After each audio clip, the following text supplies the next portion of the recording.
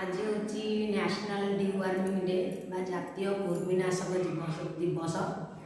प्रति वर्ष आमर फेब्रुआरी मास 10 तारिख और अगस्ट मास 10 तारिख दिन ये जातीय कुर्मीनाशक दिवस पालन कराए, जहाँकि कुर्मी ठार दूरे रखा पिला औषध सेवन कराए। 1 वर्ष रु 2 वर्ष पिला 5 ml गोटे बोतलर अधा शीशी दि जाए और 2 वर्ष रु 5 वर्ष पिला 10 ml फुल शीशी दि जाए। यह थरे के खाइबा को दि जाए। आ 6 वर्ष ऊर्ध्व से 400 mg टैबलेट गोटे चोबेगी चुचुमिकी खाइबा को दि जाए।